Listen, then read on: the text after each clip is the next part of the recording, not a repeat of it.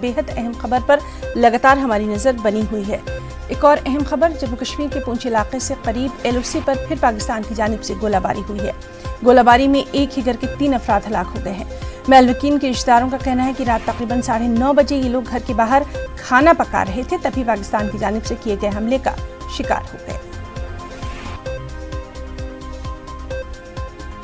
LOC पर पाकिस्तान की गोलाबारी है कि थमने का नाम ही नहीं रही। 2 दिन शांति रहने के बाद आज फिर एक बार पाकिस्तान की तरफ से पुंछ के करमाड़ा सेक्टर में भारी गोलाबारी की गई, जिसके नतीजे यहाँ पर 3 सिविलियन जो हैं उनकी शहादत होगी और वो इस दुनिया से चल बसे। लेकिन लोगों का गुस्सा है कि गवर्नमेंट की तरफ से गाँव के लिए बंकर दिए गए थे, लेकिन बंकर भी जो है चंद चुने हुए लोगों को मिल रहे हैं और हर घर के पास बंकर नहीं मिल रहा है। और पाकिस्तान की गोलाबारी जो है वो इस तरह लोगों की जान लेती रही है और आगे भी अगर इस तरह लेती रही तो लोगों का जीना जो है मुश्किल हो जाएगा। आप देखिए कि किस तरह ये जो लोग हैं खाना खाने के लिए तैयारी कर रहे थे और पाकिस्तान का गोला जो है एक आकर गिरा। रोटी अभी भी चूल्हे के अंदर पड़ी हुई है जिसे इस घर की महिला जो है पका रही थी। तो इससे पता चलता है कि किस तरह लोगों की ये जो हालत है, इस समय लोग कितने परेशान हैं। सर ये कोई 9:20 का वाक़ा है। तो ये मेरा कज़न है, बड़े कज़न है मेरे ये, तो मेरा घर भी यहाँ करीब ही है।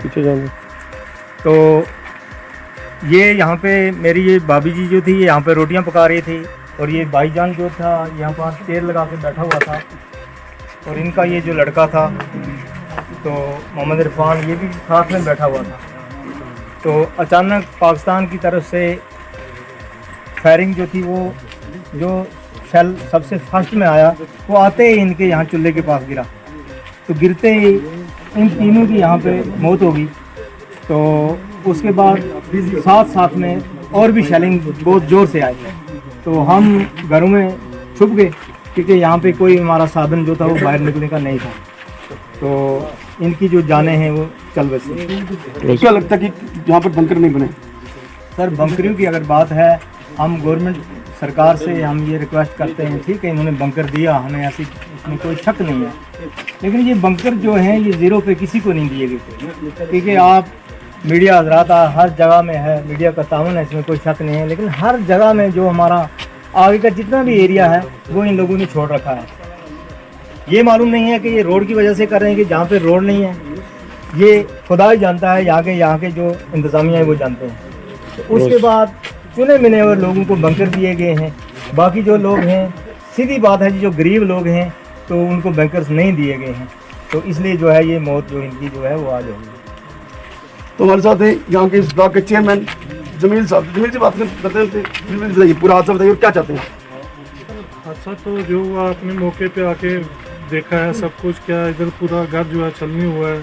3 जो मौतें हुई हैं वो आपके सामने जो शहीद हुए इस देश की खातिर। पहले भी इस गांव ने बहुत कुर्बानियाँ दी हैं।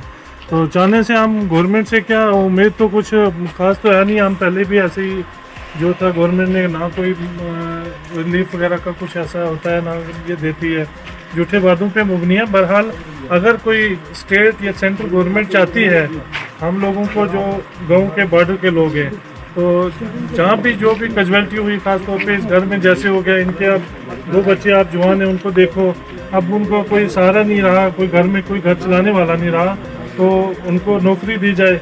हमारी तो यही है, एडमिनिस्ट्रेशन से भी है और गवर्नमेंट से भी यही है।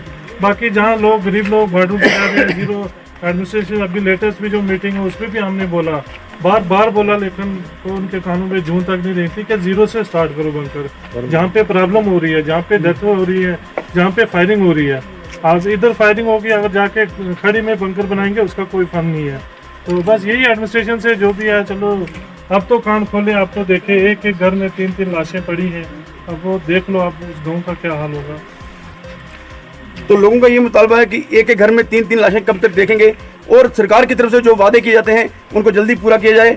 और जो लोगों के लिए बंकर हैं या दूसरी सुविधाएं हैं, क्योंकि अब ये कहना है कि इस घर में कमाने वाला कोई नहीं है और 2 बच्चे जो हैं यहाँ बचे हैं और उनके लिए लोगों का मुतालबा है कि उनको कोई ना कोई नौकरी और जो गवर्नमेंट की तरफ से सहायता दी जानी चाहिए। मुनीश शर्मा, न्यूज़ LOC, गाँव सियाल पुंछ।